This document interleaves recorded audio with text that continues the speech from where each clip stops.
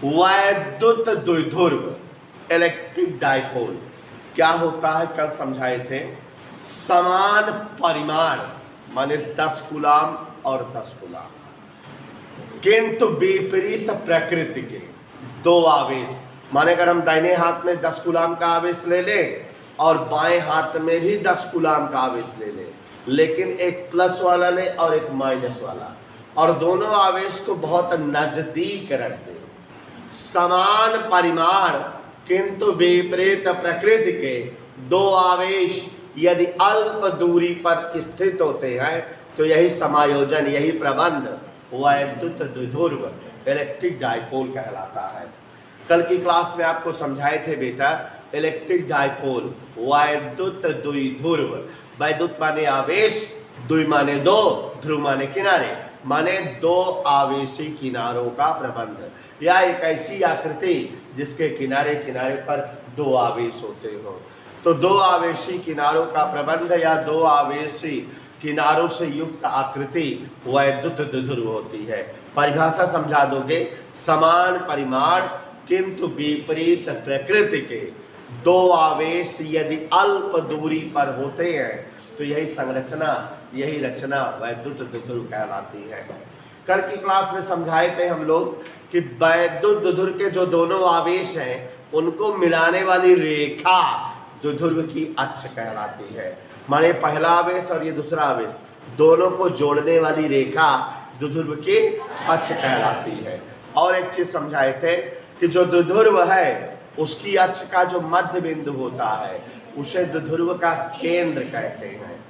केंद्र से जितनी दूरी पर प्लस आवेश होता है, केंद्र से उतनी ही दूरी पर, अगर केंद्र से प्लस आवेश की दूरी स्मॉल एल हो और केंद्र से माइनस आवेश की दूरी स्मॉल एल हो तो पूरे अक्ष की लंबाई क्या हो जाएगी, 2l। और आपको यहाँ एक शब्दावली और बताए थे कि किसी वैद्युत द्विध्रुव के आवेशी परिमाण माने Q और अक्ष की लंबाई माने 2l का गुणनफल वैद्युत द्विध्रुव आघूर्ण कहलाता है। एक बार फिर से समझो, किसी वैद्युत द्विध्रुव के आवेशी परिमाण Q और अक्ष की लंबाई 2l का गुणनफल Q × 2l वैद्युत द्विध्रुव आघूर्ण कहलाता है।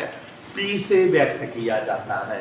वैद्युत द्विध्रुव आघूर्ण P बराबर Q × 2l, मात्रक था कूलाम मीटर और विमी सूत्र था m0l1 t1 a1। यहाँ पर बेटा आपको एक शब्द पढ़ाए थे परसों की ही क्लास में, वैद्युत क्षेत्र की तीव्रता। याद करिए, कल भी रिवाइज किए थे कि अगर कोई आवेश कहीं रख दिया जाए तो चारों ओर जितनी दूरी तक उस आवेश का प्रभाव बना होता है उसे ही उस आवेश का वैद्युत क्षेत्र कहते हैं। समझाए थे किसी आवेश के चारों ओर का वह क्षेत्र जहाँ तक आवेश का प्रभाव बना हो वैद्युत क्षेत्र कहलाता है। और यह भी समझाए थे कि अगर मान लो ये कोई आवेश रखा है और इसके चारों ओर जहाँ तक कोई दूसरा आवेश लाएं और उस पर वैद्युत बल लगने लगे उसे ही हम उसका वैद्युत क्षेत्र कहते हैं। फिर उसके बाद आपको वैद्युत क्षेत्र की तीव्रता, इंटेंसिटी ऑफ इलेक्ट्रिक फील्ड बताए थे कि वैद्युत क्षेत्र को दो भौतिक राशियों द्वारा प्रकट किया जाता है। वैद्युत विभव V द्वारा जो अदिश राशि है और वैद्युत क्षेत्र की तीव्रता E द्वारा जो सदिश राशि है। तो इस चैप्टर में वैद्युत क्षेत्र की तीव्रता समझा जाएगा और चैप्टर 3 में वैद्युत विभव समझा जाएगा। वैद्युत क्षेत्र की तीव्रता किस अक्षर से लिखी जाती है, E से। कल आपको बताए थे कि अगर Q कूलाम का आवेश वैद्युत क्षेत्र में लाओ और उस पर बल F लगे तो 1 कूलाम का आवेश लाने पर कितना वैद्युत बल लगेगा, F/Q। आपको बताए थे कि एकांक आवेश पर, 1 कूलाम के आवेश पर या एकांक आवेश पर जितना वैद्युत बल लगता है उसे ही हम वैद्युत क्षेत्र के, याद करिए, वैद्युत क्षेत्र की तीव्रता, इंटेंसिटी ऑफ इलेक्ट्रिक फील्ड, वैद्युत क्षेत्र की तीव्रता वेक्टर E से व्यक्त की जाती है। और इसकी परिभाषा कल की क्लास में बताए थे एकांक आवेश पर लगने वाला वैद्युत बल, यही बताए थे ना, माने E बराबर एफ अपान क्यू नॉट, एकांक धन परीक्षण आवेश पर लगने वाला वैद्युत बल वैद्युत क्षेत्र की तीव्रता कहलाती है। इसी सूत्र से कल एक डेरिवेशन कराए थे, स्थिर बिंदु आवेश के कारण उत्पन्न वैद्युत क्षेत्र की तीव्रता कराए थे डेरिवेशन।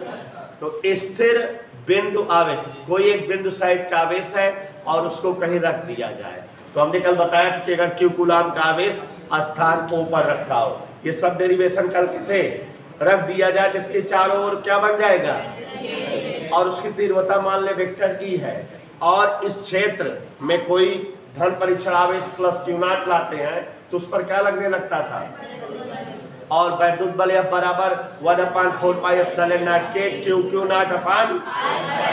तो वैद्युत क्षेत्र तीव्रता जब ये वाला सूत्र लगाते थे तो क्या आ जाता था, याद करिए, 1/4πε0 के क्यू अपान r स्क्वायर।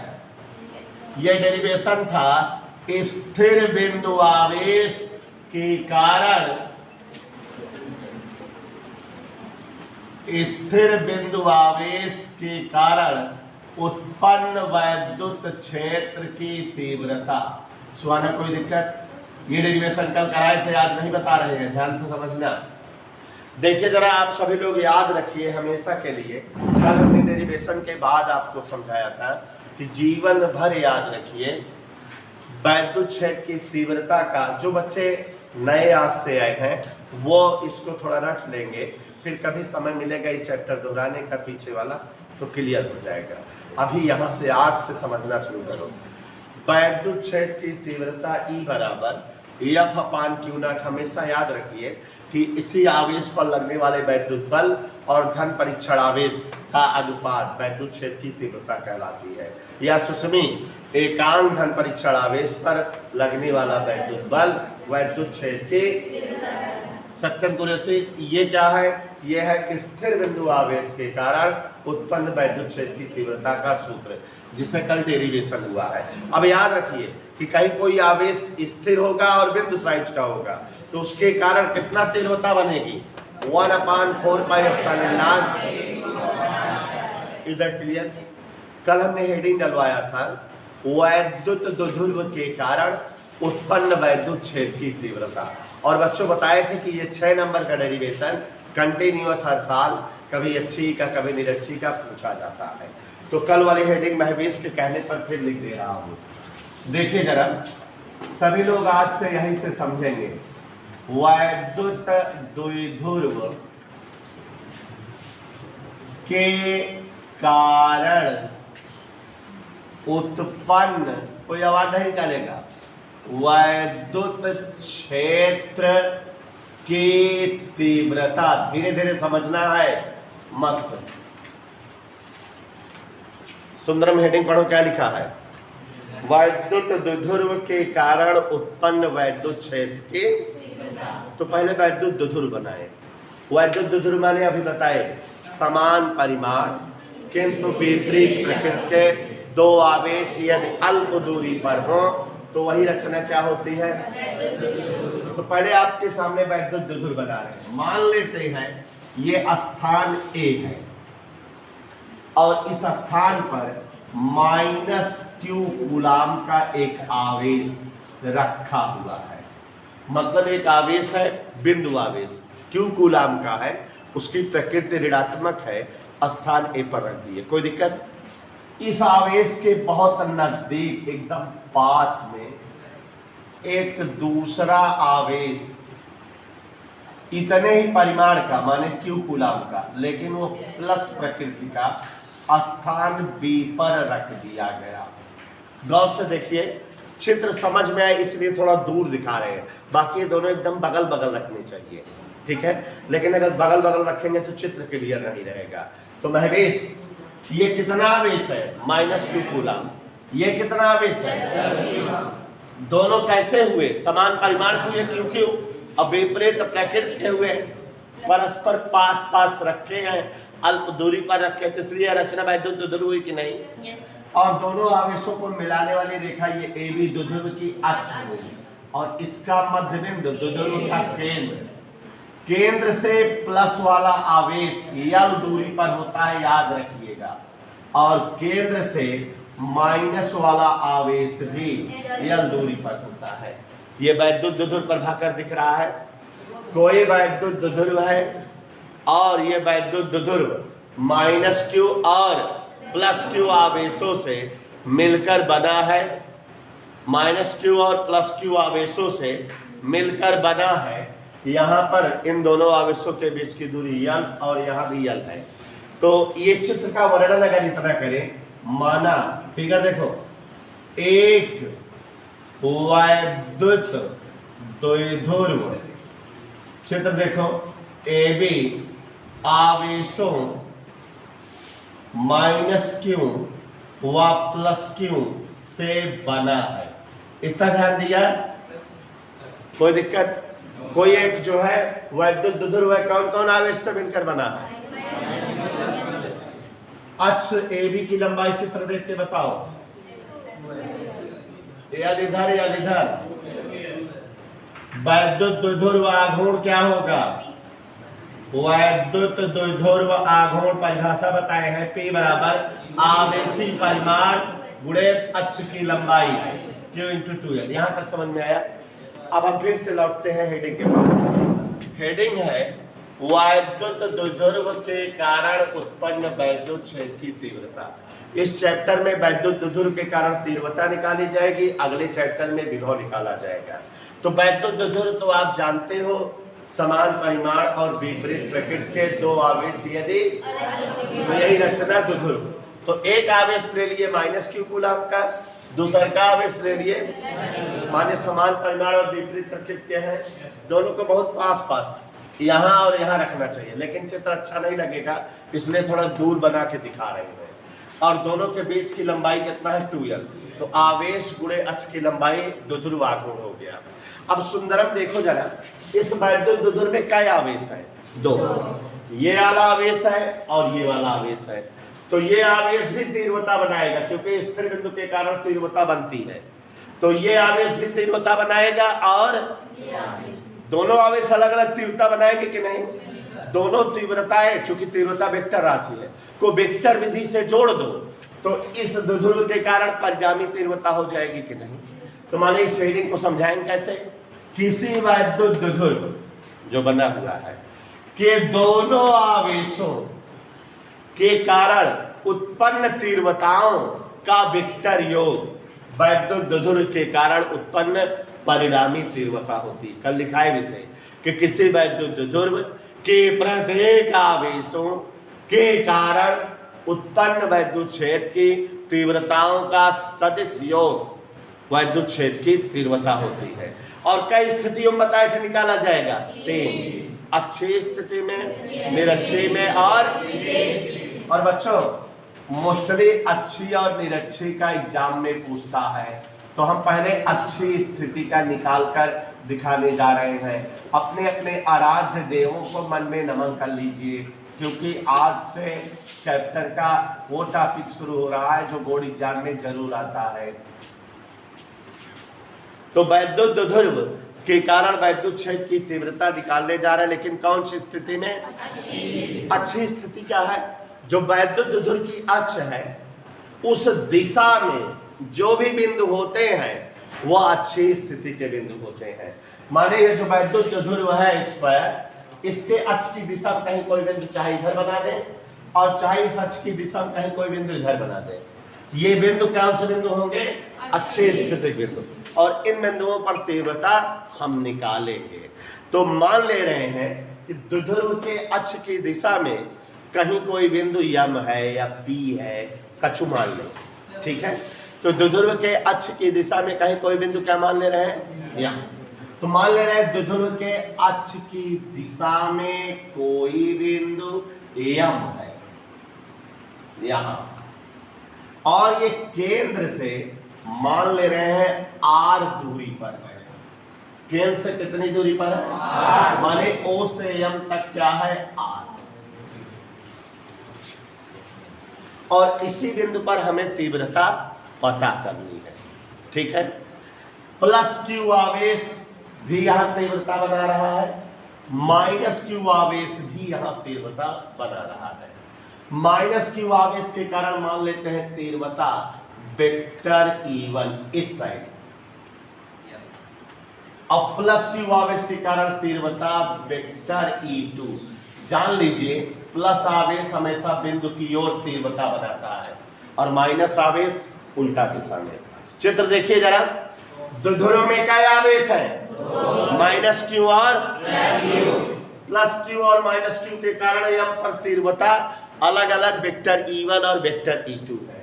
माइनस क्यू आवेश के कारण यहाँ पर तीव्रता क्या है, और प्लस क्यू आवेश के कारण वेक्टर E1 माइनस आवेश की ओर है, प्लस क्यू आवेश कारण बिंदु की ओर है।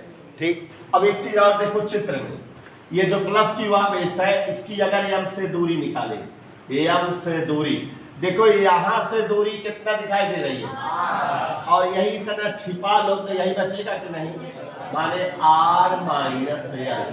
ये किसकी दूरी है, b से m, b से m तक r माइनस l, माने माइनस क्यू आवेश की m तक दूरी है, प्लस क्यू आवेश की m तक दूरी है।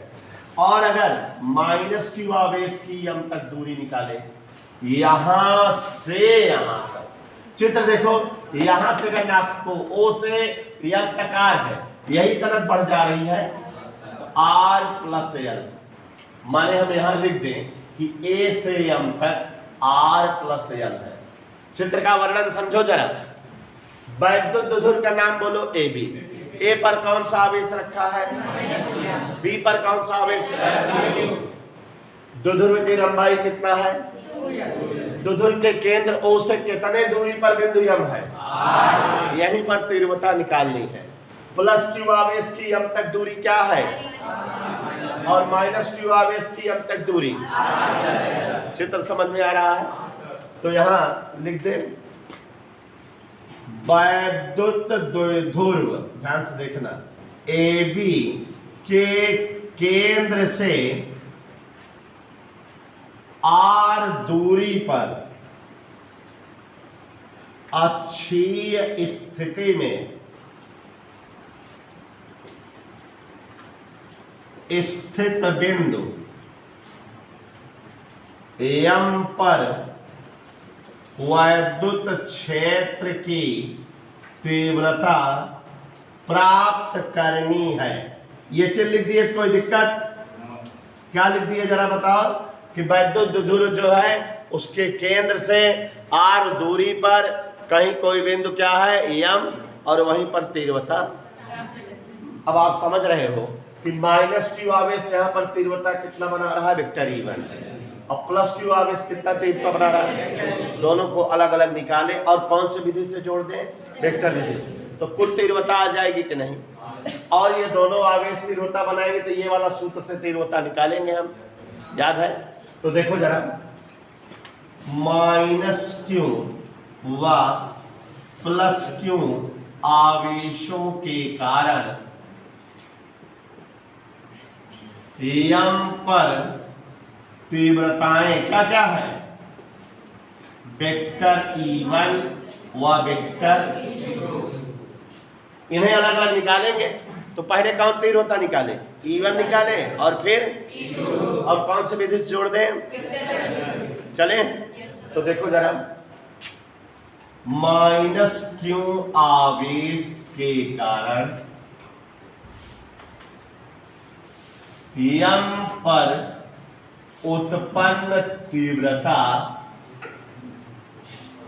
E बराबर E1 बराबर, वेक्टर नहीं लगा रहे हैं, माने परिमाण लिखना है। याद करो, ये हेडिकल कराए थे कि अगर कभी कोई आवेश होता है और वो आवेश तीव्रता बनाता है तो किसी आवेश के कारण बनी तीव्रता 1/4πε0 के Q बटा r², यही होता है ना। तो अब देखो, इस आवेश के कारण यहाँ पर तीव्रता 1/4πε0 के आवेश है Q, और दूरी यहां से यहां तक है AM का स्क्वायर। यहां से इस आवेश की दूरी AM है कि नहीं, कोई दिक्कत? बात समझ में आई?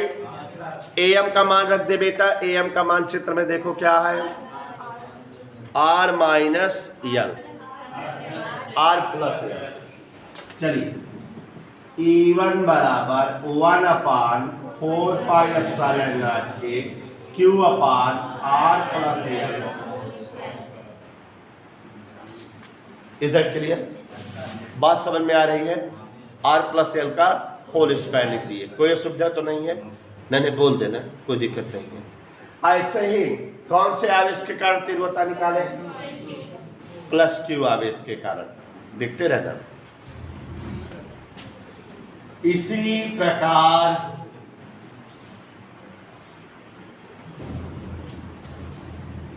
प्लस क्यू आवेश के कारण तीव्रता E2,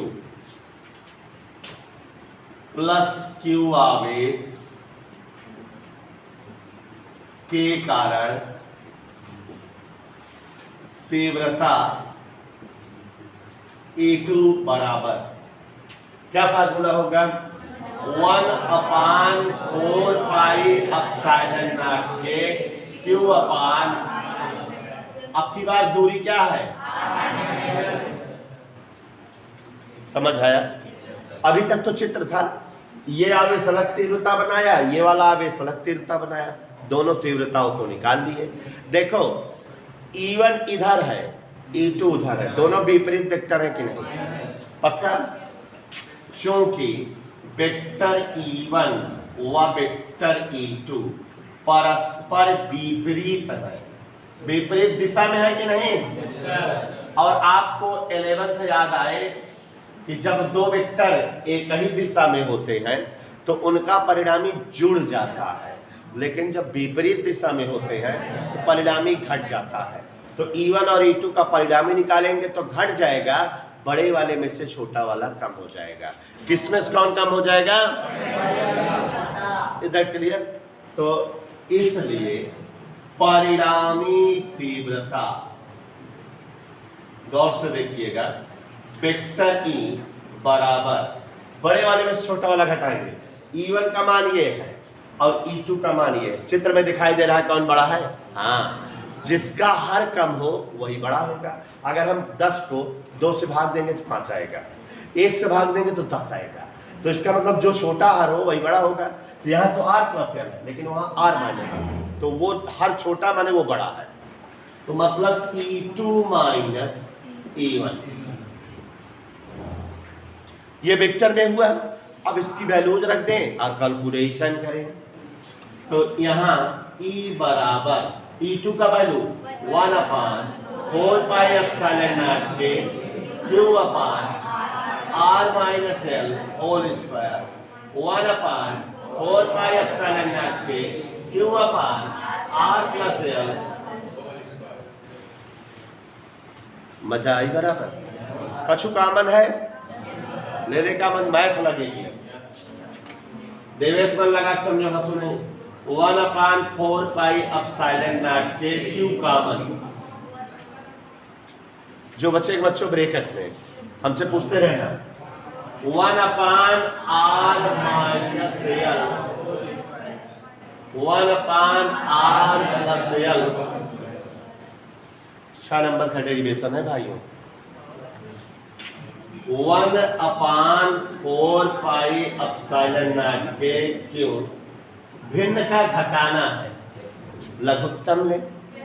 तो ये दोनों लघुत्तम आ गए, R minus L whole square, R plus L whole square. भिन्न के घटाने का सिस्टम होता है अभिषेक यादव, हर से हर को भाग दो, जो आए अंश में गुणा करो। तो R माइनस एल वाला टर्म कट जाएगा, R प्लस एल। ऐसे ये कट जाएगा। कोई डाउट किसी को? ब्रेकेट तोड़े, भगवान नाम लेते रहना। 1/4πε0 के क्यों, नीचे देखो a minus B A plus B, A square minus B square का। कोई दिक्कत सुना? R minus L, R plus L माने R square minus L square, whole square लगा रहने दिए। और आगे देखिए, ये a plus B whole square तोड़ दो, R square plus N square plus 2rl, यह भी टूटेगा, R square plus L square, लेकिन बाहर माइनस है, minus 2rl minus plus 2rl, तो उसमें देखा तो आर स्क्वायर से आर स्क्वायर, एल स्क्वायर से एल स्क्वायर कट गया कि नहीं? जो बचेगा आगे लिख दें, देख के बताओ क्या क्या बचा। ई बराबर, ई का ही तो मान निकाल रहे हैं, 1/4πε0 के क्यू इंटू 2rl 4rl बटे R square minus L square का। थोड़ा परिभाषा में आओ, समान परिमाण किंतु विपरीत प्रकृति के दो आवेश अल्प दूरी पर, माने एल इज वेरी छोटी, मतलब एल का मान छोटा है आर से, इसलिए जब एल स्क्वायर होगा तो वो बहुत ज्यादा छोटा हो जाएगा। जब गिनतियों पर घातें बढ़ती हैं तो उनका मान और कम होता जाता है, तो यहाँ L square is very very less than from R square, और जब एल स्क्वायर बहुत ज्यादा आर स्क्वायर छोटा है तो एल स्क्वायर को नगण्य कर देंगे।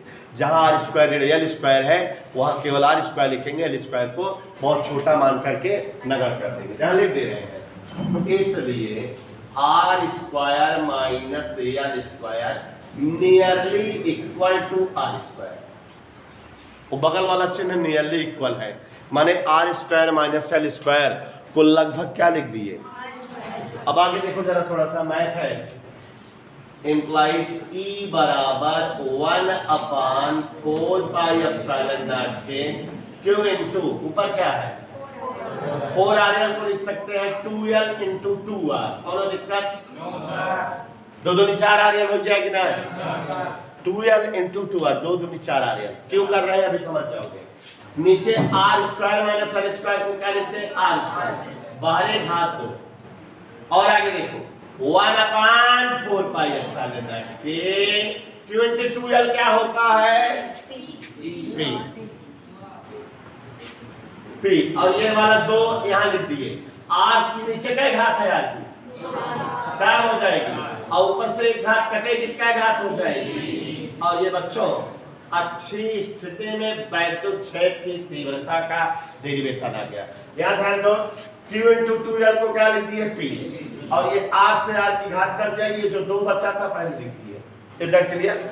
और प्यारे बच्चों अच्छी स्थिति में वैद्युत क्षेत्र की तीव्रता का डेरिवेशन है, ये पूरा भगवान कसम खा लो 3 बार घर पे बिना देखे लिखो, प्रैक्टिस कर लो तब याद हो जाएगा। और जो मैं कहा करूं उसको किया करो, क्योंकि ऐसे लगातार डेरिवेशन होंगे, अगर घर पे नहीं रिवाइज करोगे, आप समझो कि हम यहाँ रिवाइज कर लिए आगे भूल जाओगे, सब इधर उधर होने लगेगा। तो 3 बार कम से कम डेरिवेशन कर लेना, फर्स्ट पेपर में पूरी की पूरी मैथ होती है। तो एक बार देख के कहने पर फिर से बता रहे हैं, वैद्युत द्विध्रुव के कारण उत्पन्न वैद्युत क्षेत्र की तीव्रता, समान परिमाण किंतु विपरीत प्रकृति के 2 आवेश जब अल्प दूरी पर होते हैं तो वही रचना वैद्युत द्विध्रुव होती है। द्विध्रुव के दोनों आवेशों के कारण बनी तीव्रताओं का सदिश योग द्विध्रुव के कारण बनी परिणामी तीव्रता होती है। अच्छी, निरक्षी और विशेष 3 स्थितियों में एग्जाम में अक्सर डेरिवेशन पूछता है, किसी साल अच्छी में पूछ लेता है तो किसी साल निरक्षी में। इस वर्ष जो है निरक्षी में पूछा था जो एग्जाम हुआ अभी, तो हो सकता है आपकी बात अच्छी वाला मनी डेरिवेशन आ जाए।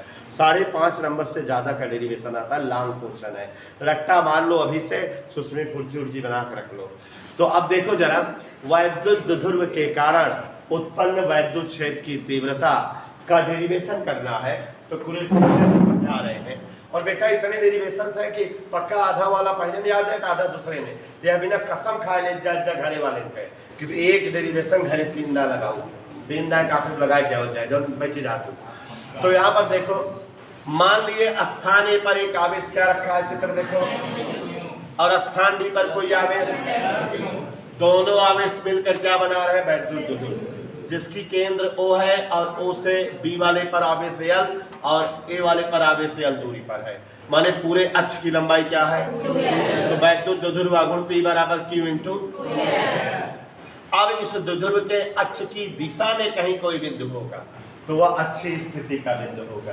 तुमने शायद सुना कि मैंने मान लिया वैद्युत द्विध्रुव के अक्ष की दिशा में केंद्र से r दूरी पर कहीं कोई बिंदु यम है, ये अच्छी स्थिति का बिंदु है, यहीं पर तीव्रता ज्ञात करनी है। लिख भी दिया, वैद्युत द्विध्रुव AB के केंद्र से r दूरी पर अच्छी स्थिति में स्थित बिंदु यम पर वैद्युत क्षेत्र तीव्रता प्राप्त करनी है। यहाँ चित्र देखो, अगर यहाँ O से M तक OM बराबर R है तो प्लस Q वाले आवेश की M तक दूरी चित्र में BM बराबर R minus L, minus Q वाले आवेश की पूरी दूरी R प्लस L। अभी दूरियां हुई, हमको तो इस आवेश के कारण बनी तीव्रता और इस आवेश के कारण बनी तीव्रता जो कि वेक्टर E1 और E2 है निकालनी है। हमने आपको बताया कि प्लस आवेश हमेशा बिंदु की ओर तीव्रता बनाता है, तो प्लस Q आवेश के कारण M पर तीव्रता M की ओर हुई और माइनस आवेश के कारण तीव्रता उल्टी दिशा में हुई। तो अब जैसा कि जान रहे हो पुनेसा, माइनस Q आवेश के कारण M पर तीव्रता निकाल रहे हैं, तो E1 बराबर 1/4 पाई एप्सिलॉन नॉट के आवेश बटा दूरी का स्क्वायर, ये सूत्र डिराइव हुआ है किसी आवेश के कारण तीव्रता निकालने का। तो जैसा कि जान रहे हैं माइनस Q के कारण M पर तीव्रता निकालें, E1 बराबर 1/4 पाई एप्सिलॉन नॉट के Q upon AM square. AM की वैल्यू क्या है? R प्लस L, था दिए E1 आ गया। ऐसे ही प्लस Q आवेश के कारण तीव्रता E2 निकाले, ये समीकरण 2 बन गया। दोनों तीव्रताएं विपरीत दिशा में है, इसलिए परिणामी तीव्रता इनके अंतर के बराबर होगी। तो वेक्टर E बराबर E2 माइनस E1, ज़्यादा में से कम को घटाए, डिपोजिट वैल्यू रख दिए, डिपोजिट कामन ले लिए, 1/4 पाई एप्सिलॉन नॉट के Q कामन। यहाँ से भिन्न का घटाना मैथ वाले बच्चे तो मस्त समझ रहे होंगे, 1/r minus L whole square 1/r plus whole square. इसको समझ लो बेटा, जो निरक्षी वाला है इसका जस्ट डबल है, इससे लंबे दूरी में आएगा और कठिन भी है, उसमें वेक्टर एनालिसिस भी लगती है। तो यहाँ 1/r minus L whole square minus 1/r plus L whole square दिखाई दे रहा है। 8 डेरिवेशन लगातार पढ़ने हैं। इन दोनों का लघुत्तम लिए, हर से हर कट गया, ऊपर r प्लस L आया, r प्लस L कट गया, ऊपर r माइनस L आया।